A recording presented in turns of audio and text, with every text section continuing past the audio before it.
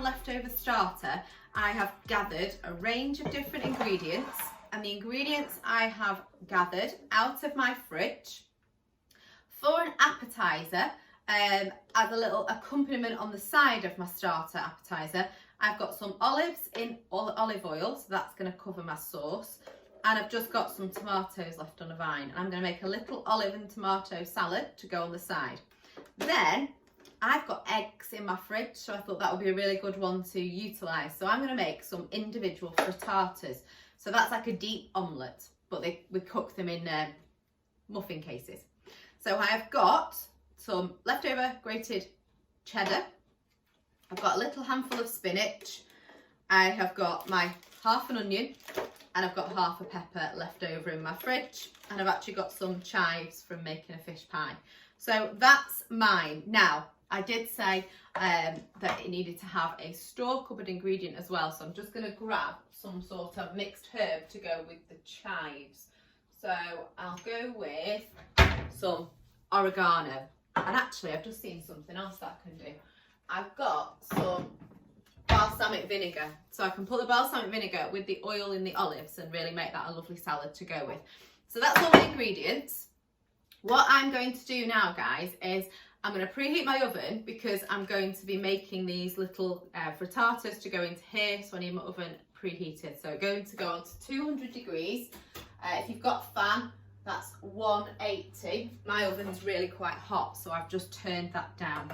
So first thing to do, this is the kind of thing that I would like you to be doing at home using these leftovers, is that I would like to see that you're using all these skills. So if you can take photographs throughout the stages in making your starter, that would be amazing, because then I can see how much hard work you put into it.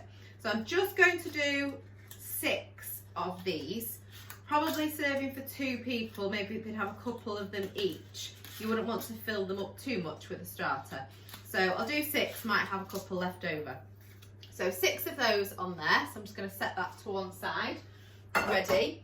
And then I've got a bowl that I am going to crack my eggs into, and that will be poured over the top once I've prepared all of my ingredients.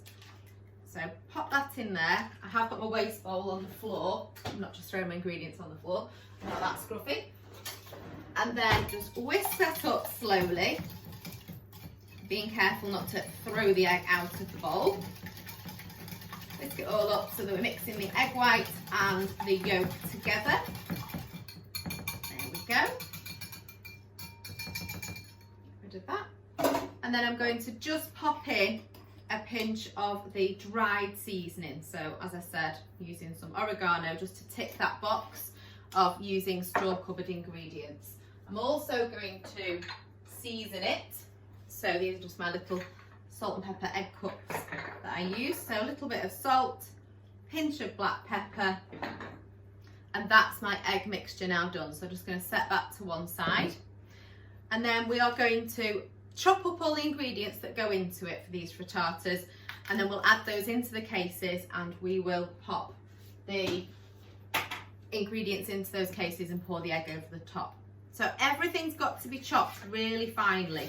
So thinking about the burger that we made with the chopped onion and it being really, really fine, that is exactly what we want with all of the ingredients in here, so that they can be distributed within the frittata.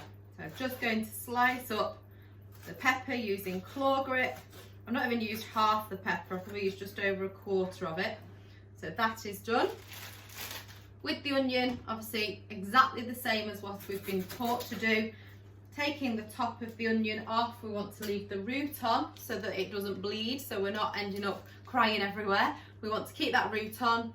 That holds all the layers together, but it also stops too many of those enzymes being released, which is what makes us cry. Once we've cut the top off, just take the outer layer off just to make sure the skin's removed easily.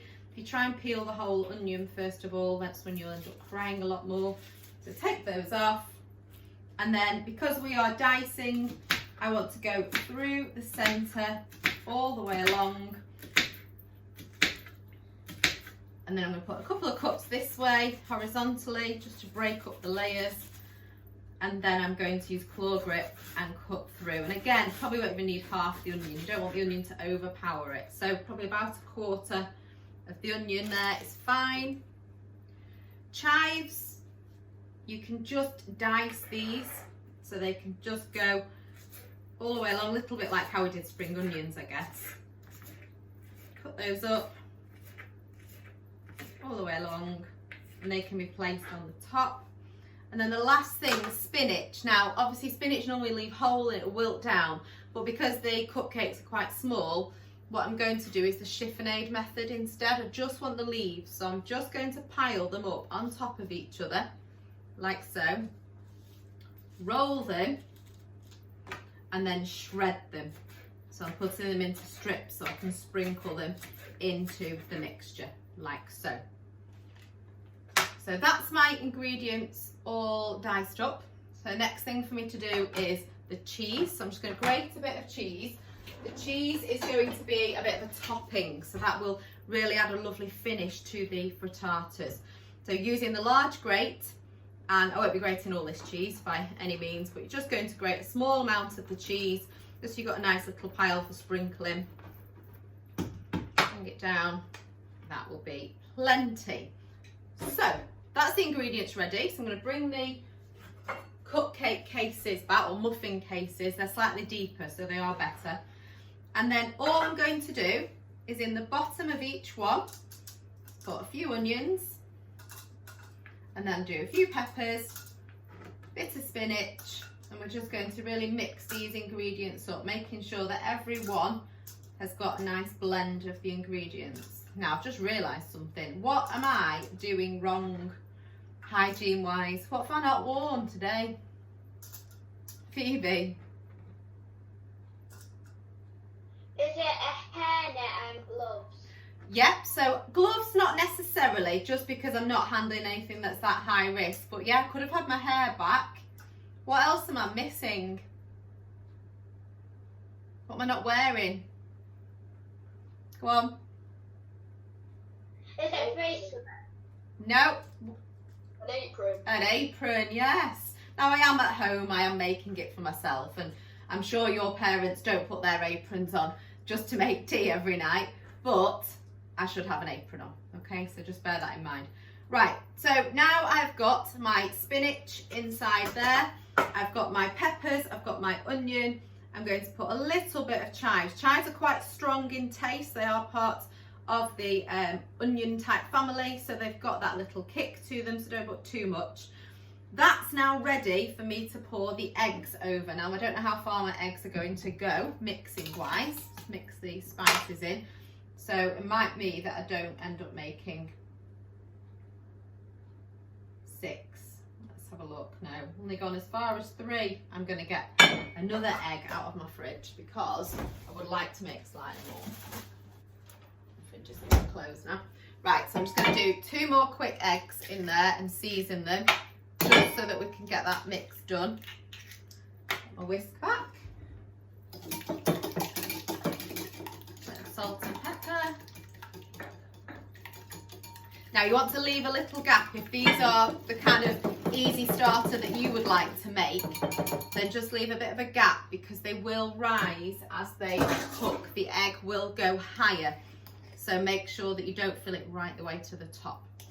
Right, now I've got the rest of the mix. I can just fill these in. We'll get as far as 5 of them done, maybe. Yeah, I'd rather make 5 decent ones than have 6 and it look like I'm not giving enough ingredients out. So I'm going to take that one away. So that is now all filled up. Okay, so we've got all the ingredients in. Little sprinkling of cheese on the top of each one. That'll really add colour to the frittatas. And we are going to pop those into the oven. So I'm just going to get my oven gloves on.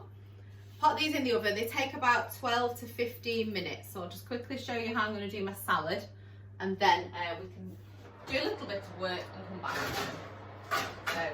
So they are now in the oven. So I have got myself a little presentation dish here. So I'm going to have my 2 of my frittatas on here, and then I'm going to put a little olive salad inside there. So what I need to do first of all, just scrape my chopping board, is get the tomatoes, and I'm going to quarter them. So popping those in quarters, pop that in the bowl. They're a little bit overripe with them being leftovers, so careful not to squash them. Pop those in. Do one more, I think. Into there. Olives I'm going to keep whole. You can see the oil is in there as well, so mix those around. A little drizzle of the balsamic vinegar just to go with the oil, not too much because it's a really, really strong taste. And then that can sit on the plate just there, ready to go to serve with those when we finish, okay? So I'll come back once they're baked. I'll show you the final product.